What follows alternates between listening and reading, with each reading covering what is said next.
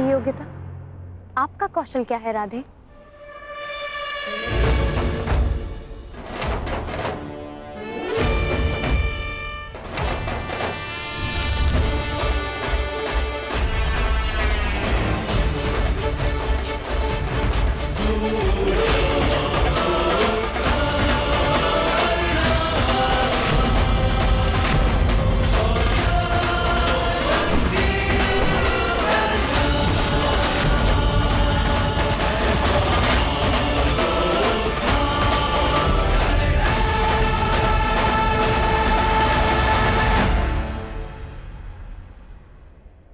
अभी आप ही ने कहा था कि कौशल के परिचय के लिए कर्म शब्दों से अधिक श्रेष्ठ माध्यम है। बिना देखे आपने लक्ष्य संधान कैसे किया? मैंने संधान लक्ष्य देखकर ही किया, आपके नेत्रों में देखकर।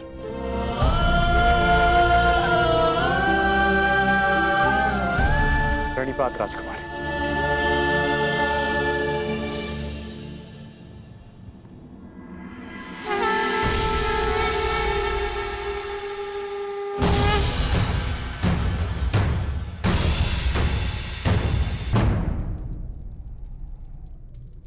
कुछ एक प्रहर में तुम्हारे जीवन की नई यात्रा प्रारंभ होने वाली है सखी, परंतु तुम उद्विग्न हो, क्यों? क्योंकि सखा, आपसे मिलने से पूर्व मैं अपनी नियति को जानना चाहती थी, परंतु आपसे मिलने के पश्चात मुझे यह विश्वास हो गया कि जो नियति ने निश्चित किया है वो अवश्य होगा। निसंदेह। यदि मैं अर्जुन की भार्या बनने इस संसार में आई थी, तो फिर मैं जीवित क्यों हूं? यदि अर्जुन ही जीवित नहीं। तुम्हारा प्रश्न उत्तम है सखी, परंतु उत्तर नियति के पास है। और तुम्हें क्या प्रतीत होता है? अर्जुन जीवित है?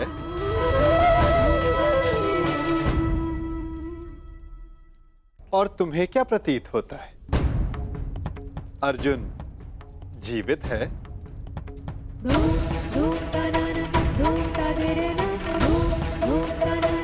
मस्तिष्क कहता है नहीं, और मेरा हृदय कहता है हाँ। कुछ अजीब सा है मेरे भीतर, एक अज्ञात आभास जो कह रहा है कि मैं अर्जुन से अवश्य मिलूंगी। कभी कभी अज्ञात ज्ञात से अधिक शक्तिशाली होता है पांचाली। कदाचित जो हमें अज्ञात हो, नियति को वो ज्ञात हो, परंतु कभी कभी ज्ञात अज्ञात से अधिक महत्वपूर्ण होता है हमारा चयन। जैसे इस स्वयंवर में महत्वपूर्ण है तुम्हारा चयन। वाह वासुदेव, आपने मेरे स्वयंवर की शर्त रखी जिसे पूर्ण आकार देने वाला मेरा वर होगा, तो मेरा चयन तो स्वतः समाप्त हो गया ना? नहीं सखी, जो शर्त पूरी करेगा उसका वर्ण तुम कर सकती हो, परंतु ये तुम्हारा अधिकार है कि किस वर को तुम नहीं चुनती हो।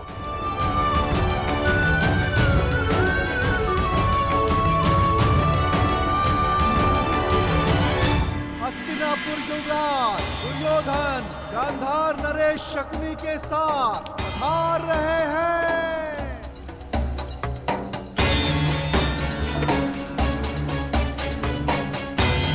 अब प्रवेश कर रहे हैं भद्र नरेश शल्य।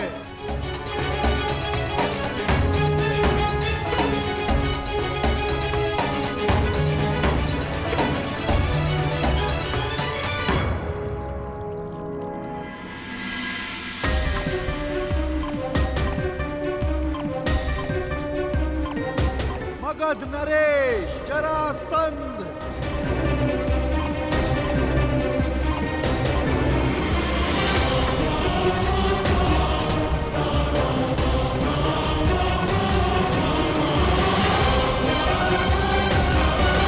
आप यहाँ अतिथि हैं मगध नरेश, इस स्वयंवर के प्रत्याशी, और मैं यहाँ स्वागत करता हूँ। अब आप पर निर्भर करता है कि आप अतिथि की भांति मिलना चाहते हैं या हमारे मिलन के इतिहास का 19वां अध्याय रचना चाहते हैं।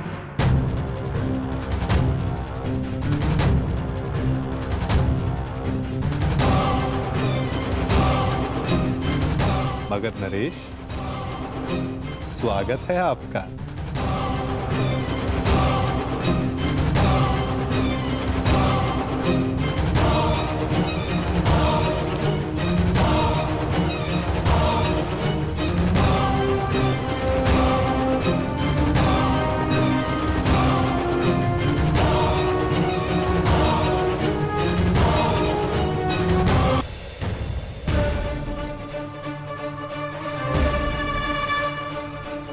आप यहाँ अतिथि हैं मगध नरेश, और मैं यहाँ स्वागत करता हूँ। अब आप पर निर्भर करता है कि आप अतिथि की भांति मिलना चाहते हैं या हमारे मिलन के इतिहास का 19वां अध्याय रचना चाहते हैं। मगध नरेश, स्वागत है आपका।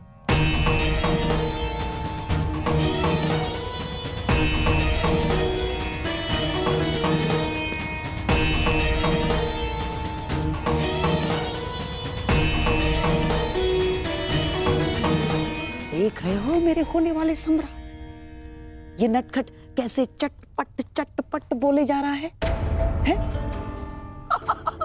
परंतु तुम घबराना नहीं, इस मायावी की माया को हरने के लिए ही मैं तुम्हारे साथ आया हूं। हाँ, अब तुम देखते रहो कैसे इस माखनचोर से तुम्हारा मामा उसकी वाणी चुराता है। वासुदेव,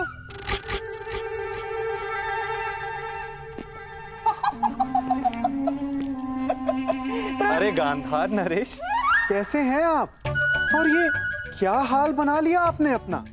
मुझे आज भी स्मरण है, एक समय आप संपूर्ण आर्यव्रत के सबसे सुंदर, सबसे सुशोभित पुरुषों में से एक थे, और अब मुझे अपने नेत्रों पर विश्वास ही नहीं हो रहा। भ्राता दुर्योधन, मित्र कर्ण, यहां आओ, शीघ्र आओ। दुर्योधन, अब तुम ही बताओ, क्या मैं असत्य कह रहा हूं? एक समय था जब मामा श्री कितने आकर्षक दिखा करते थे। कमल समान नयन, हृष्ट पुष्ट शरीर, शीतल वाणी, मधुर मुस्कान। परंतु अब सब बदला सा लग रहा है। कभी कभी लगाई गई किसी अग्नि का ताप मनुष्य के मुख को झुलसा देता है। अब है ना दुर्योधन? क्या मामा श्री को हस्तिनापुर में उचित आहार नहीं मिलता? ये क्या कह रहे हैं वासुदेव? मामा श्री को हस्तिनापुर में सर्वश्रेष्ठ आहार मिलता है। मैं उस आहार की बात नहीं कर रहा हूं जो मुंह से खाया जाता है। मैं तो उस आहार की बात कर रहा हूं जो विचारों को मिलता है, मन को मिलता है, क्योंकि अंततः दिखाई तो वही देता है। अरे, मैं भी क्या बातें लेकर बैठ गया। आइए, आप सबका स्वयंवर में स्वागत है। तुम्हारा भी मित्र कर्ण। वासु, प्रणिपात गांधार नरेश, आइए।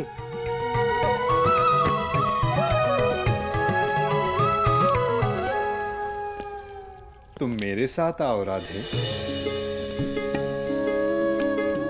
बहुत समय हो गया, सोचा तुमसे पूछ लूं कि सब कुशल मंगल है या नहीं। कितना महान चिंतक शकुनी, परंतु उतना ही लक्ष्यहीन, जैसे एक महान ब्रह्मास्त्र अपना मार्ग भूल गया हो कर्ण। जब तक अग्नि वश में होती मनुष्य को भोजन देती, यदि अग्नि वश से बाहर हो जाए तो मनुष्य का भोज कर लेती है ना कर्ण?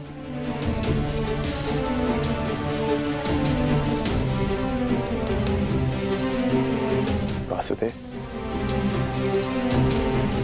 क्या आप जानते थे कि वारणा व्रत में क्या हुआ? किस विषय में बात कर रहे हो कर्ण? उस भवन के विषय में जो दुर्योधन ने बनवाया, या उस भवन के विषय में जो अग्नि की भेंट चढ़ गया? यदि आप सब जानते थे तो आपने कुछ किया क्यों नहीं वासुदेव? नियति के समक्ष क्या वासुदेव और क्या कर्ण राधे, हम तो केवल प्रयास कर सकते हैं। सफल होना ना होना प्रारब्ध के हाथ में होता है। तुमने भी प्रयास किया ना? हाँ, प्रयास किया, परंतु ये शब्द बड़ा संहारक है मित्र। कहीं ऐसा तो नहीं कि तुम फिर से कोई वचन दे बैठे कर्ण? मैं वचन देता, मैं शोन की सौगंध खाता हूं कि मैं अपने मित्र को अकेला नहीं छोड़ूंगा।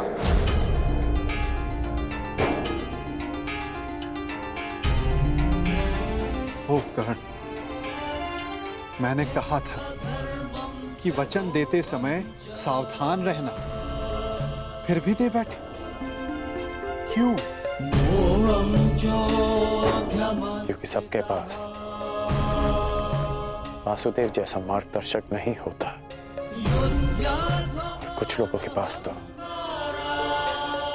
शकुनी जैसे पथभ्रष्टक होते हैं। इसलिए मैंने अपने मित्र का साथ दिया और उसे वचन भी। यदि धनुष मध्य में से कच्चा हो तो धनुधर को घायल कर सकता है। योद्धा का खड़ग शत्रु के आक्रमण को रोक सकता है, परंतु समय के बवंडर को नहीं। कहीं ऐसा ना हो कि तुम एक असफल योद्धा सिद्ध हो जाओ कर्ण। योद्धा का धर्म युद्ध है, फिर वो उस युद्ध में सफल हो या असफल। और आप भूल रहे हैं वासुदेव कि मैंने पंख के स्थान पर पाषाण खंड होना चुना है। और मैंने क्या कहा था कि हमारा चयन ही हमारा भविष्य निर्धारित करता है कर्ण। स्मरण है? आपने मुझे यह स्मरण करवाने के लिए रोका है? नहीं, मैंने तुम्हें रोका है एक मंत्रणा देने के लिए कर्ण, कि स्वयंवर में तुम प्रतिभागी मत बनना। स्वयंवर में भाग लेने की मेरी कोई मंशा नहीं। तो फिर मुझे वचन दो कि चाहे जो भी, तुम स्वयंवर में भाग नहीं लोगे। आप ऐसा क्यों कह रहे हैं?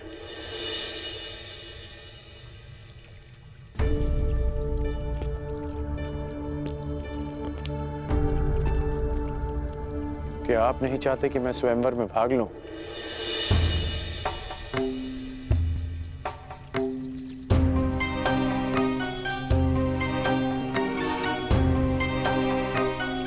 कहीं ऐसा तो नहीं कि स्वयंवर की परीक्षा का संबंध धनुर्विद्या से है?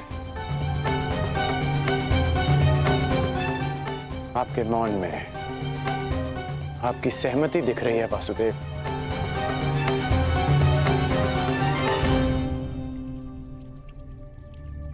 मैंने तुमसे एक वचन मांगा है राधे।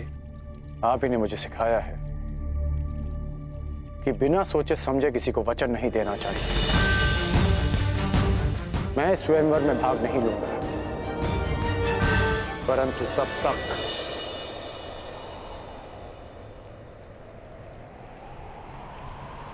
जब तक यह स्वयंवर न्यायपूर्वक चलेगा और मेरे मित्र दुर्योधन के साथ कोई अन्याय नहीं होगा। परंतु अन्याय हुआ तो ना मैं अपने धनुष को रोक पाऊंगा और ना ही मेरे बाण मौन रहेंगे।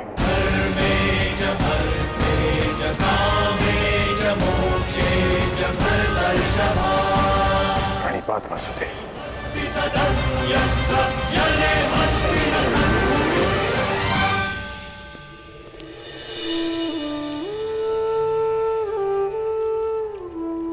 कदाचित तुमने ये विचार दुर्योधन को वचन देने से पूर्व किया होता तो भविष्य कुछ और होता मित्र।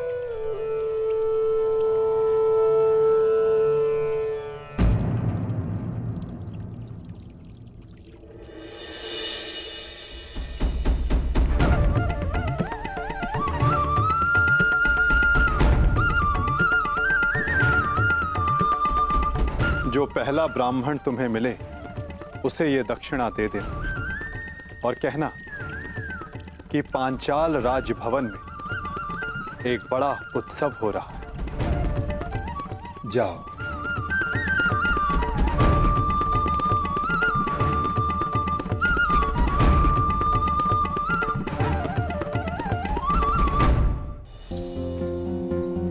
कहां से ढूंढूं ब्राह्मण? ये तो उनके भिक्षाटन का समय भी नहीं है। वो रहे ब्राह्मण।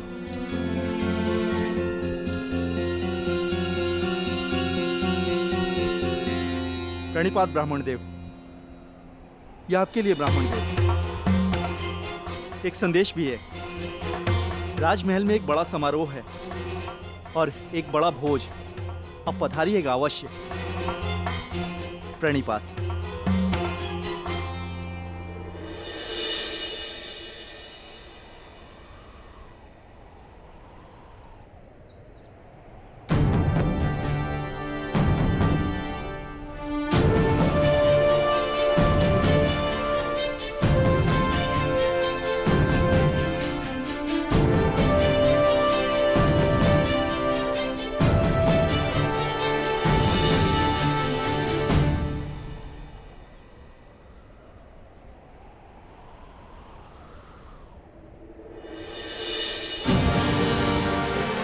स्वर्ण मुद्रा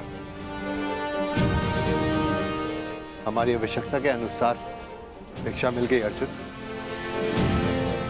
चलो अब घर चलें।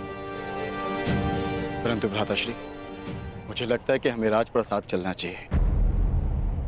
कदाचित कई माह तक की हमारी आवश्यकता पूर्ण हो जाए।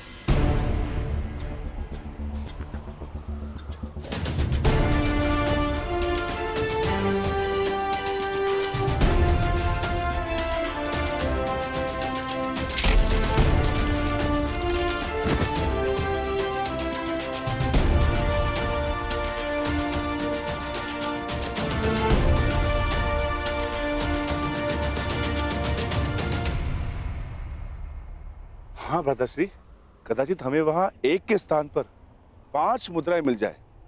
जब माताश्री कहेंगी कि आपस में बांट लो तो सुविधा हो जाएगी। अधिक लालच अच्छा नहीं अनुज। भूखा रहना भी अच्छा नहीं है भ्राताश्री। आपने सुना ना, वहां भोज भी है। क्या आप अपने अनुज की क्षुधापूर्ति होते हुए नहीं देखना चाहोगे?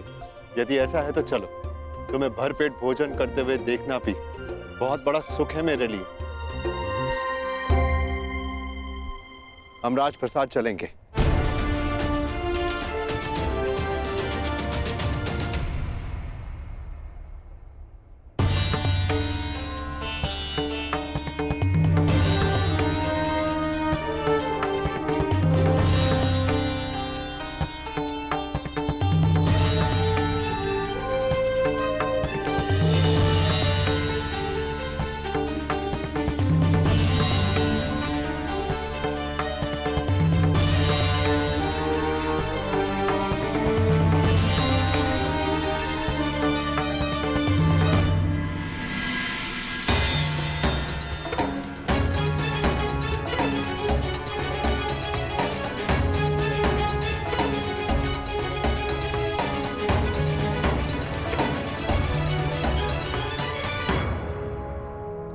आमंत्रित अतिथियों का पांचाल में हार्दिक स्वागत। आप सभी यहाँ मेरी पुत्री याज्ञसेनी के स्वयंवर में भाग लेने के लिए पधारे, इसलिए मेरा भी यह कर्तव्य बनता है कि मैं स्वयंवर से आपका परिचय करवा दूं। मंडप के मध्य में वो जो स्थान आप देख रहे हैं, जो इस क्षण यव्यानिका से ढका हुआ है, वही वो परीक्षण है जिसमें सफल होने वाला प्रत्याशी मेरी पुत्री से विवाह कर सकेगा। परंतु निश्चित रूप से यह परीक्षण सरल नहीं होगा।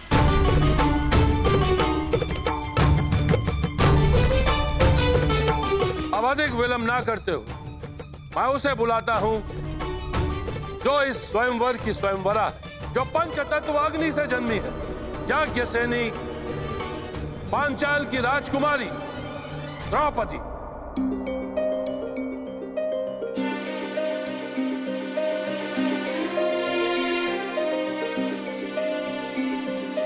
कुमारी चापि पांचाली वेदी मध्यात् समुत्थिता सुभागा दर्शनीयाङ्गी स्वसीताय तलोचना।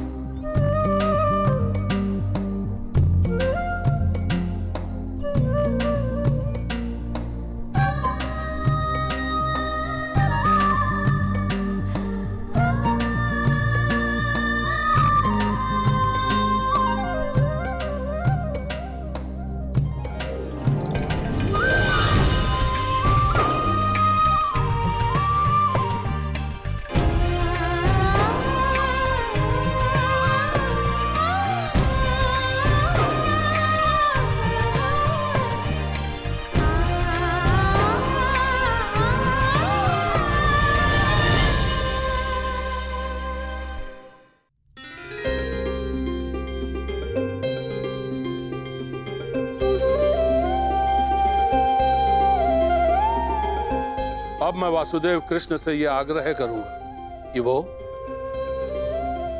स्वयंवर में होने वाले अद्वितीय परीक्षण का परिचय प्रत्याशियों से करवाएं। आगंतुकों को वासुदेव कृष्ण का प्रणाम। आज होने वाला परीक्षण प्रत्येक योद्धा को स्वयं उसके बल, बुद्धि और कौशल से परिचय करवाएगा। इस परीक्षा में खरा उतरने के लिए प्रतिभागी में विलक्षण गुणों का होना आवश्यक है। उसमें वो बल होना चाहिए जिसे मापा ना जा सके, वो दृष्टि होनी चाहिए जो अदृष्ट के परे देख सके, वो एकाग्रता होनी चाहिए जो किसी में ना हो, और लक्ष्य को बिना देखे भेद सकने का सामर्थ्य भी।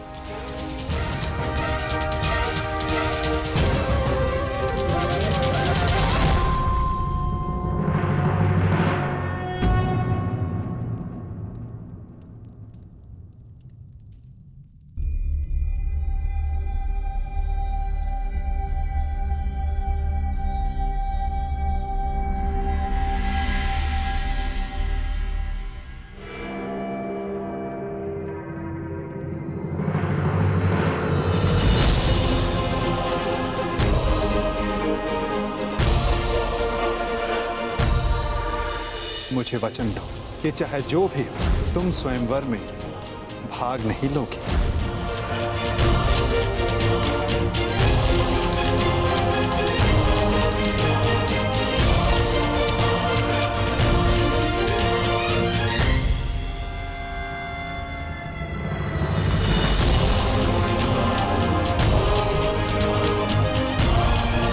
केवल इस धनुष की सुंदरता को देखकर आकर्षित मत होइए मित्रों, चूंकि धनुष है तो लक्ष्य अवश्य होगा।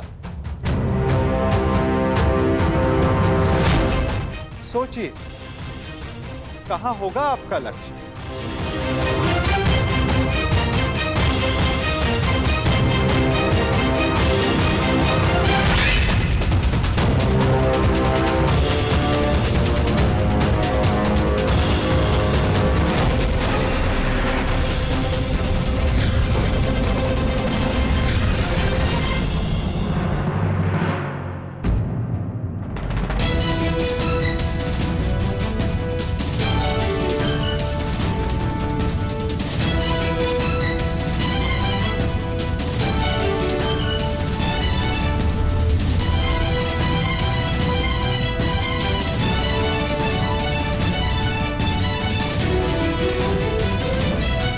इस आकाश यंत्र में स्थित मीन की आंख आप सबका लक्ष्य है मित्रों।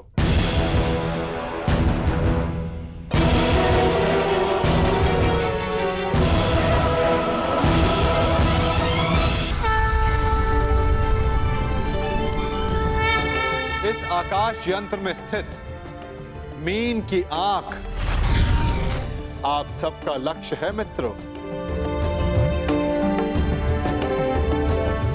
संसार के सर्वाधिक शूरवीर और बलशाली यहां उपस्थित हैं, परंतु प्रश्न यह है कि आप में से इस जल प्रतिबिंब को देखकर मीन की आंख का लक्ष्य कौन भेद सकेगा?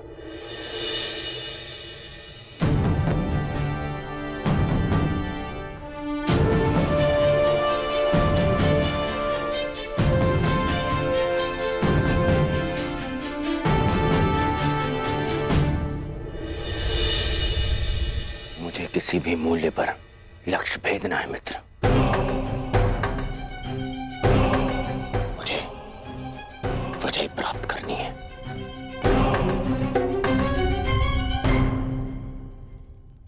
अब मैं क्रम से वीरों का नाम पुकारकर उन्हें परीक्षण के लिए आमंत्रित करूंगा।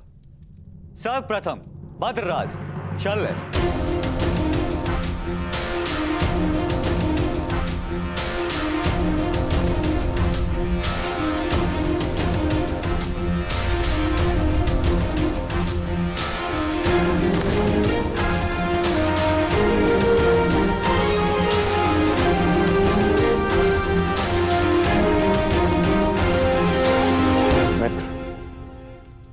आज कोई क्रोधित भी नहीं है, इसलिए मद्रराज के पास कोई अवसर नहीं किसी की शक्ति छीनने का।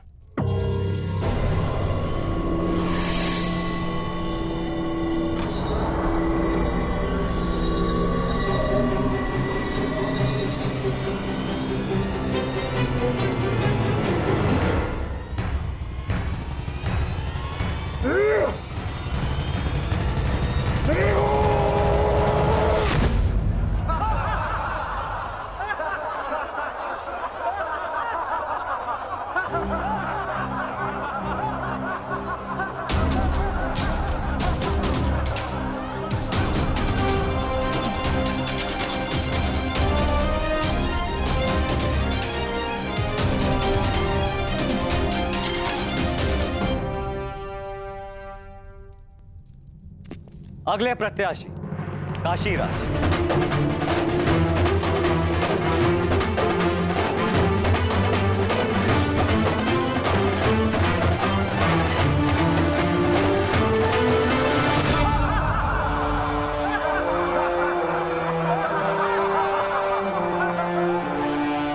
चाहिए असंभव लक्ष्य नहीं है सखा। प्रतिबिंब देखकर आकाश यंत्र में घूमती मीन का नेत्र वेदन संसार में भला ये कौन कर सकता है? एक नहीं, 3 पुरुष हैं सखी, जो ये लक्ष्य साध सकते हैं। और वो कौन है? वीर स्त्री का आभूषण होता है सखी। धैर्य रखो, प्रश्न उठा है तो उत्तर भी प्रस्तुत होगा। 3 पुरुष ये लक्ष्य साध सकते हैं सखी, इस सभा में 2 उपस्थित हैं और तीसरा प्रवेश करने वाला है।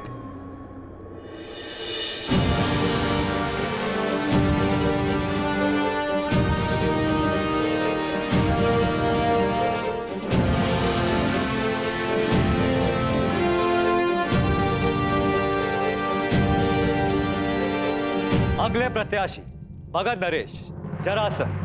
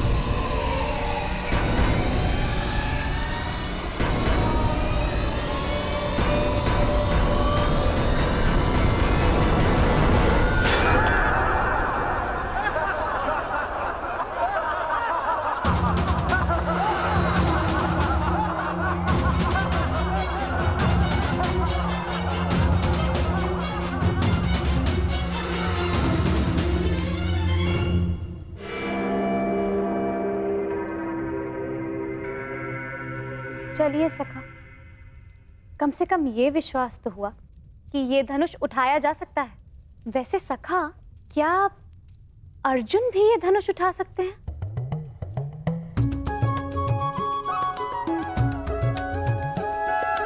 सखा, यदि अर्जुन इस सभा में उपस्थित हुए तब भी मैं उन्हें पहचानूंगी कैसे?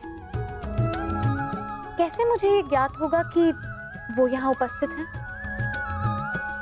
अर्जुन, परंतु सबका तो ये मानना है कि वो जीवित नहीं है। मैं ऐसा नहीं मानती सखा, क्योंकि मैं अभी तक जीवित हूं। तुम कहां जीवित हो सकी? तुम तब तक जीवित नहीं जब तक अर्जुन ना मिल जाए, यही ना? और यही तो मेरा प्रश्न है केशव, कि मैं उन्हें कैसे पहचानूं, जो मेरे जीवन का एक कारण है। जब वो क्षण आएगा, तुम्हें स्वयं अनुभूत हो जाएगा सखी। तुम्हें अपने भीतर श्वास का प्रवास अनुभव होगा। वो अनुभूति तुम्हें आनंद नहीं, पीड़ा देगी। वो पीड़ा जिसकी तुम्हें प्रतीक्षा है, वो पीड़ा जो तुम्हें आनंद से अधिक प्रिय लगे। क्या मुझे सच में ऐसा अनुभव होगा सखा? परंतु कब? कौन जाने, कदाचित अति शीघ्र।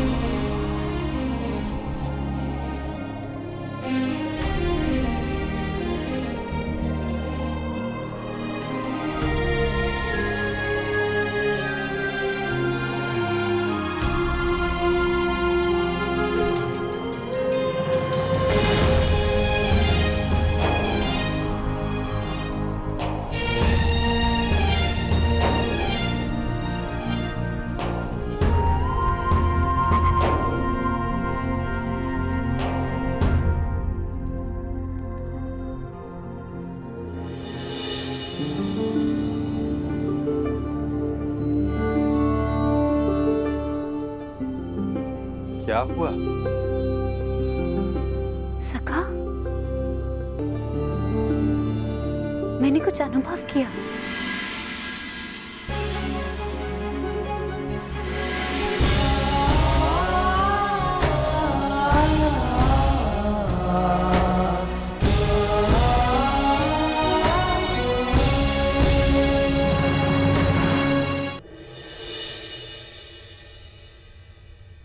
ज्येष्ठ भ्राता, वो कौन है जो मेरी ओर देख रहे हैं? जो राजकुमारी के समीप बैठे हैं वो वासुदेव कृष्ण हैं, द्वारकाधीश। हमारे ममेरे भाई भी हैं, परंतु वो तुम्हें नहीं देख रहे। वो स्वयंवर में आए सारे प्रतिभागियों को देख रहे हैं। वो कमल नयन वाले हैं, इसीलिए सबको लगता है कि वो उन्हें ही देख रहे हैं, परंतु नहीं।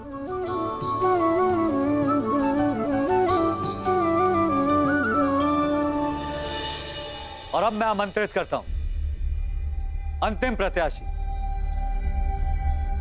हस्तिनापुर के युवराज दुर्योधन।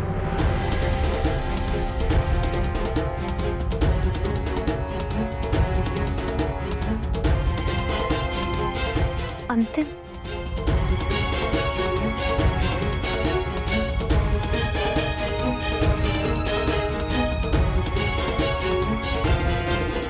वो दिन कब आएगा जब मैं इस दुष्ट की छाती पर गदा से प्रहार कर पाऊंगा?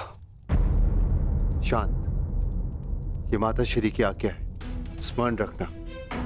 हमें यहाँ पर किसी की दृष्टि में नहीं आना है। हम यहाँ पर स्वयंवर देखने आए और कुछ दक्षिणा ले, बस।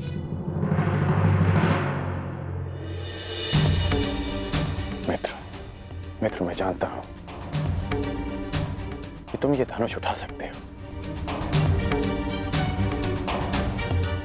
परंतु स्मरण रहे कि तुम अपने पांव के मध्य तनिक दूरी बनाए रखना, ताकि तुम धनुष का बोझ संभाल सको। धनुष का एक भाग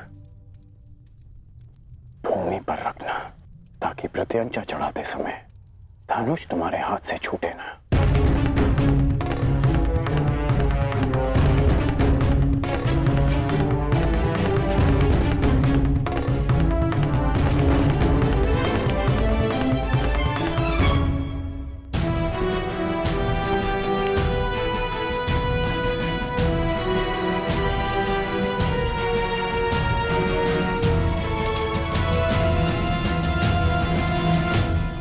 बताइए ना, कौन है वो 3 पुरुष जो ये लक्ष्य साध सकते हैं? पहला मैं स्वयं, दूसरा पांडुपुत्र अर्जुन, और तीसरा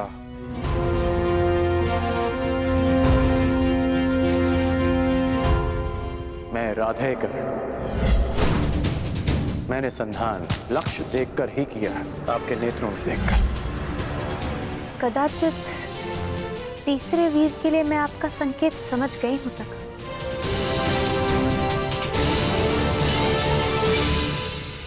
परंतु वो इस स्वयंवर में भाग नहीं ले रहा है।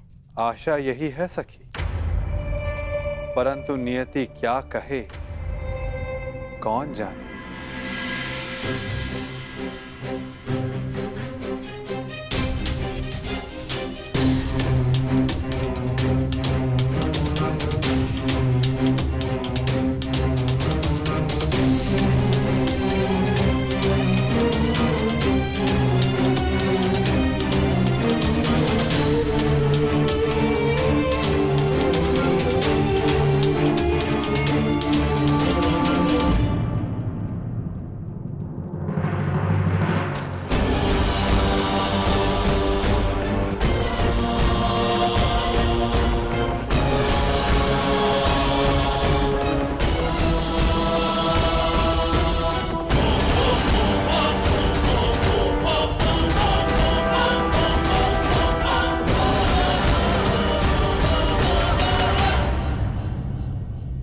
अपने पांव स्थिर रखना मित्र।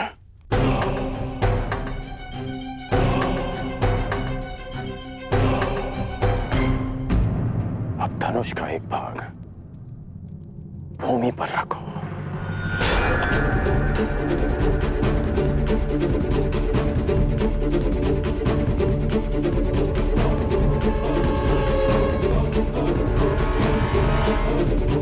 बल लगाकर धनुष को मोड़ो।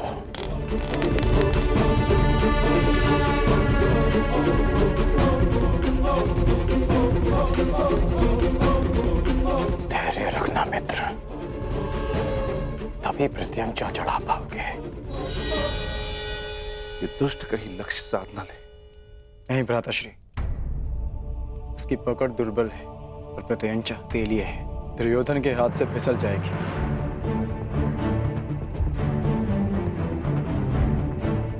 नहीं, एकाग्रता बनाए रखो दुर्योधन। यदि ध्यान भटका तो प्रत्यंचा हाथ से छूट जाएगी।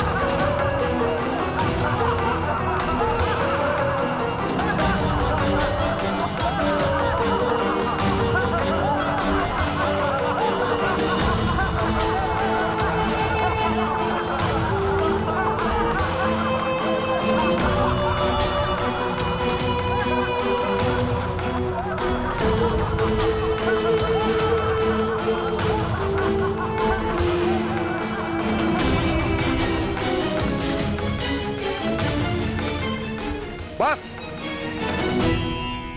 क्या यही है संसार के सर्वश्रेष्ठ योद्धा? क्या इसी क्षमता के बल पर मेरी पुत्री का वरण करने आए थे आप लोग? प्रतीत होता है गुरुओं में अब वो क्षमता ही नहीं रही जो अपने शिष्यों को युद्ध कौशल सिखा सके।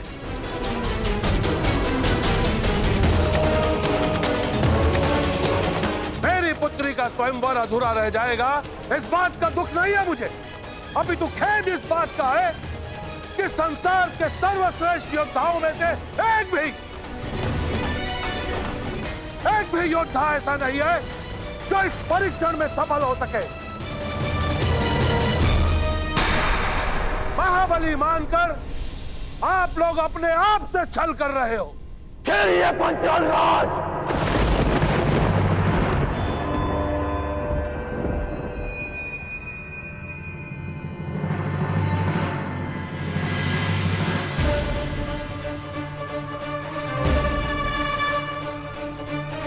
मैं स्वयंवर में भाग नहीं लूंगा, परंतु जब तक यह स्वयंवर न्यायपूर्वक चलेगा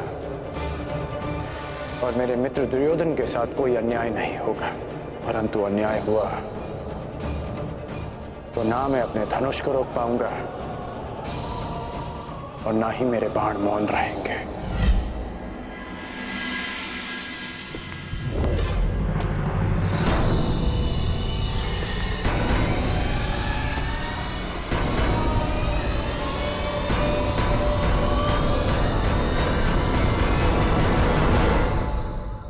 छल तो आपने किया है। यदि आपको अपनी पुत्री के लिए एक धनुर्धारी चाहिए था तो शेष योद्धाओं को यहां बुलाकर अपमानित करने का छल क्यों किया आपने?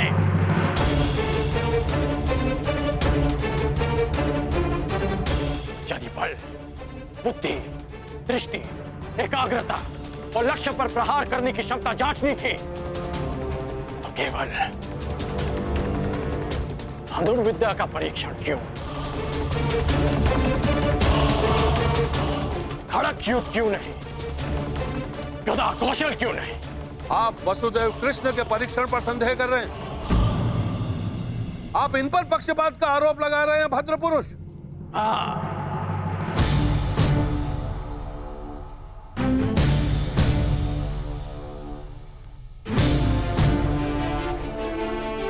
क्योंकि ये पक्षपात है। यदि ये गदा कौशल का परीक्षण होता तो मेरे मित्र युवराज दुर्योधन यहां उपस्थित सभी योद्धाओं को पराजित कर देते,